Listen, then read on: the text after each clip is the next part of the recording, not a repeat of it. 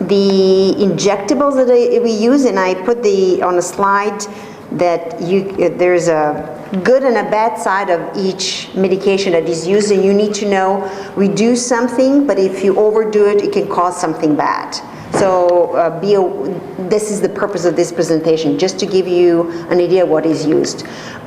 We use medication to control pain and to control bleeding. So to control pain most often is lidocaine. It could be something that is bupivacaine lasts longer, so we can hold the patient comfortable so you don't have to re-inject. And there's new generation like acceptocane. So the idea behind it is the nerves are numb, and then the body starts reabsorbing lidocaine. Usually epinephrine is the medication that controls bleeding, closes blood vessels. Usually lidocaine will have epinephrine inside of it so that the body does not reabsorb it fast. So if we give lidocaine without epinephrine, the lidocaine is absorbed fast, so within 30 minutes in an hour you have to re-inject again, So you take lidocaine with epinephrine, and then our tumescent solution will also have epinephrine. So the purpose is twofold. One, so the anesthetic stays in the skin for a long time, and the second purpose is there is not bleeding while we are placing grafts. It starts with it, so let's say there's a short-acting and long-acting anesthetic. The short-acting will take between 2 and 5 minutes. The long will take longer to start working, but can work up to 20 hours. So I'm just giving you some ideas. Epinephrine is sometimes, they say, within a few minutes can start. Sometimes it has an offset on 20 minutes, so you want to put epinephrine a little bit ahead of time, so that is why tumescence is put in the bed, recipient bed, to control the bleeding.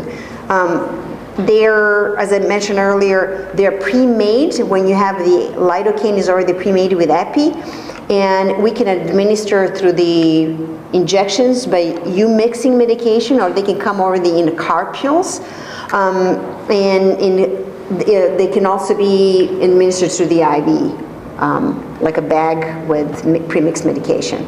There's something called a super juice. You may hear your physician use super juice. It would be a higher concentration of epinephrine for localized control of bleeding. So let's say if your patient is bleeding more than usual, then a physician may ask for this super juice. I will not go into how you make it. It's all physician's choice and decision, but I just want you to be educated to know what is going on in the office. Toxicity, like I said, there's a good side and a bad side. If you give too much of lidocaine, so you can't just pick up syringes and decide you can administer medication. So be always aware, too much can cause heart to stop.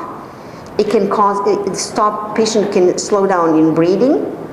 So they can have a heartbeat. The most common situation will be that patient, when you administer medication, start having a heartbeat faster. They start panicking, and it's totally counterproductive effect. So you have to know that what is happening. They can start shaking or have palpitations, so that's the effect of epinephrine. So you know how to guide your patient, because I am, for example, I'm very sensitive to epinephrine. When I go to have my dental work done, they use lidocaine without epi, because if they give me minimum dose of epi, I shake so much that it takes me 2 hours to calm down. So it is crazy. But knowing that I respond that way on epi, the injection of epi, then you have to know that some patients will respond that way. So they get so afraid of this heart beating, they can even faint. So, and if you're just deciding to administer medication, be always aware that you can cause someone to have a heart attack by you using this medication. So that was the quick overview, so you know what is done and how to use it.